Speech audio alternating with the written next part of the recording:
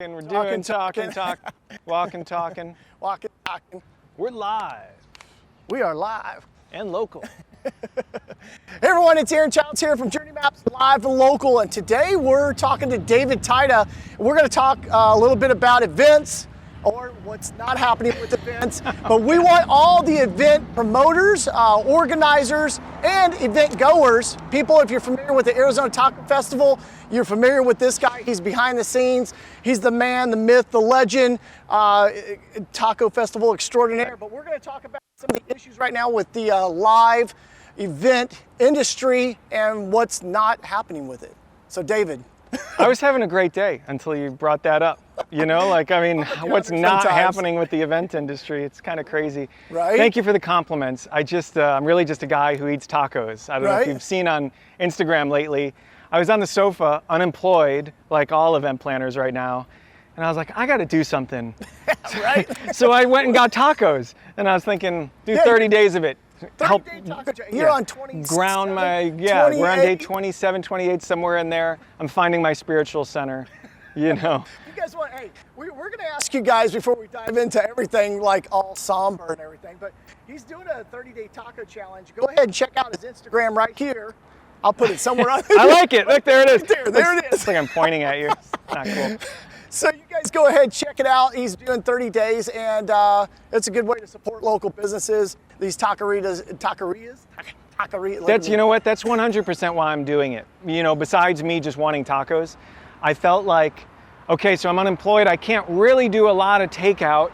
You know, like financially, it's just a tough thing. But I can afford some tacos. You know what I mean? In 30 days of tacos. So I've been focusing on food trucks and places where I can do takeout. So I've only eaten in a restaurant twice. I was totally uncomfortable. I walked away like a nervous wreck. You know, God bless the restaurants that are doing it and the people that are supporting those restaurants, but I didn't feel comfortable doing it. So I've been eating in my car, which I've renamed Cafe Mazda. And we've been using my wife's car too, and I've promised her that on day 31 I'm taking it for a car wash because it's covered in hot sauce and taco grease. And Cafe Mazda. So mine's Cafe Corolla. Right. I wouldn't say Toyota, but Corolla sounds better. It's so funny. As long as, you know, it's a nice, safe place that you can take the mask off, you know, put on some tunes. Oh, I've done the same. You know what? If you guys out there, go ahead and drop it in the comments what your cafe is. Is it Cafe Corolla or Cafe Mazda? Maybe it's Cafe, I don't know. I'm trying to think off the cuff here. Right, totally. I've met friends for tacos, by the way, at a food truck, and we've just eaten out of the trunk. So I pop the trunk. I'll bring a couple 50 milliliters of mezcal, and we'll tailgate in some parking lot. We'll just have a couple tacos, a little mezcal with the trunk open. Hey, it's a national event. Trunk or taco. Right, totally. Hey, that's a good Right. So anyways, we're getting down to the cause of what we're doing here. Talking to you, David. There's some things that I saw pop up. That's the reason why I wanted to come out here and talk to you. And that's just about this movement. WeMakeEvents.org. And there's something that people can do to kind of raise awareness to the event industry and getting some additional help, and that is with this. Yeah, so the event industry is kind of funny because we typically don't collaborate. We're like hardcore competitors. We compete for business, we compete for dates, we compete for attendees buying tickets, vendors, in my case food vendors, you know what I mean? Like that whole thing. But if there's one good thing that comes out of a crisis, it's that people band together and we're like, okay, we got to come together to figure a way out of this. So some national organizations have been formed since the pandemic started to gel the events community. It turns out there's about 12 million people that work in the events industry.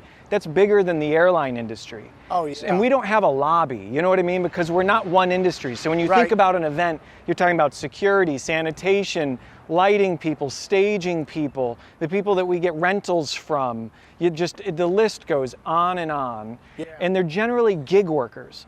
So there's no pivot for a gig worker who, let's say, worked security for festivals or rented tents without a... What do they do?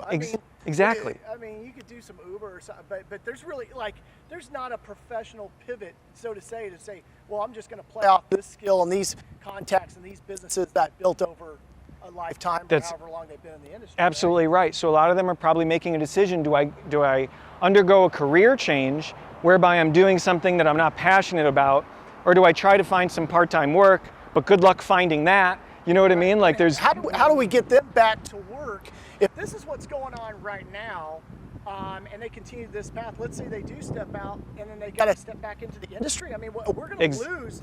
We're bound to lose people, right? Exactly what's going to happen. Or the unfortunate thing that a lot of people are facing right now is if I go for a job interview and they say, when festivals come back, are you going to get back into festivals? How do they answer that question? Deep down, they're going, well, of course I'm going to get back into festivals, but you can't tell a potential employer that. So it puts people in a really tricky spot. Yeah. So this group, WeMakeEvents.org, wanted to communicate to Congress that this Restart Act, which Congress is considering, but they're on recess. What's recess? I don't know. What's recess? I don't know who gets recess, but congressmen apparently get recess. When you're hurting, that's a natural thing for people to do. I know. You know what? I gotta take a break. I know, right? I'm not pointing fingers. I'm just saying. So there's another stimulus package on the table. It's called the Restart Act, and what it basically is an extension of the PUA, the Pandemic Unemployment Assistance, so that boost on unemployment, which helps a lot of people, as well as another round of PPP and EIDL loans, which did obviously help some people because that money's run dry. And since we're not having festivals this fall, this industry is on life support currently. I mean, it's not looking good. Right. So there's a national effort to light up buildings red on September 1st to communicate the live events industry is on red alert. So it's called Red Alert for live events. That's what you're going to do with this building right here, right? So I'm building a bar in this historic building built in 1928, middle of downtown Phoenix. So I'm working with a production company that I work with on my festivals called Total Sound Pro, and they're going to light the building up red. And since it coincides with the end of my spiritual quest for tacos, I got a taco truck that's going to be in the parking lot here, and I'm going to buy tacos for out-of-work event workers. So that's okay. So you're buying tacos for out-of-work event, or not event people, but anybody who's. If you were in the event industry, come by for some tacos. You're hurting right now. Right. Come get a couple tacos. First. Correct. From what time to what time about? So the food truck will be about 8 to 10. 8 to 10. And the lighting, the lights will be on by sundown. Okay. The national effort technically starts at 9. Okay. I don't know why you would light a building at 9 when it's, like it's dark at 8 o'clock, but whatever. Right, maybe turn it on a little early. Right now, you're Roosevelt and First Avenue. So this brick building, if you're coming down here at night on September 1st, the building's going to be red. So that's an awesome thing. And then we can also call out others to support this event by also turning a red light on, right? Yeah, you can turn a red light on anywhere. Just use the hashtag #RedLightRestart. Red light restart, right there. And then you jump into the conversation so you can show these congressmen who are on recess that people are hurting and they need help now. Yes. So you guys go ahead. That's a great way to support this. There's a couple ways to support this. One is going to be, comment or share on this video. It helps get the word out. We definitely want people to listen to what's being said here. It needs to be heard. This is raw, real, uncut.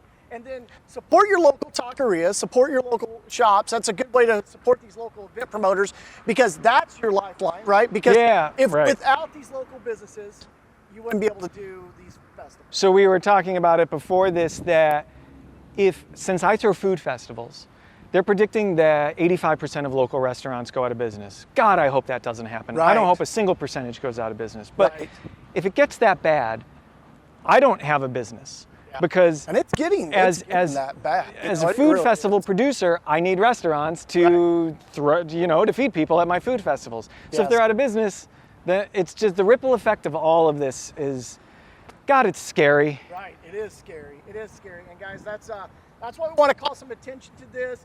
So you guys can support this by turning on that red light, going ahead and using the hashtag down here, and let's make a change. But let's draw attention to it, and to leave on a positive note, right? We've got this event going on down here.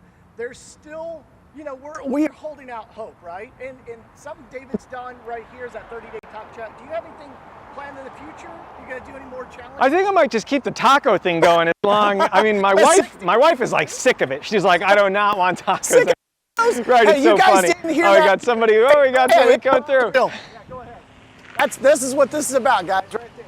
Right. It's real and uncut. It's all real and uncut right here. It's so funny. I'm just gonna keep, I've gotten a lot of messages from people saying I was scared to go out to restaurants But I think what the Taco Challenge has done is shown people that if you're smart and you check your gut and you get out there to your level of comfort, you know that you can do it. You don't have to stay inside. If you want to stay inside, way cool. But you don't have to. Right. Just, you can't get out. You know what I mean? Just like play it safe. So that's what I'm doing. Do your comfort level. Exactly. Get out there, support these local businesses. Again, that whole cafe Mazda, I love it. Thanks, man. Thanks. I think a lot of us have done that. So anyways, that's about it, guys. If you guys have any comments or questions, we'll be watching the comments down below. We'll be watching the shares. We love the love that you guys have given us. We're looking for events returning at some point. We'll keep you guys posted. Fingers David, thank you crossed. so much. There, Knuckles right there. We got that 6 feet. Hey, guys, it's Journey Maps live and local, and the taco extraordinaire right here. The taco thanks. event organizer. Just a guy who likes tacos. Just a guy who likes tacos. David Tyda. We're out of here, guys. Peace. Thanks. That worked.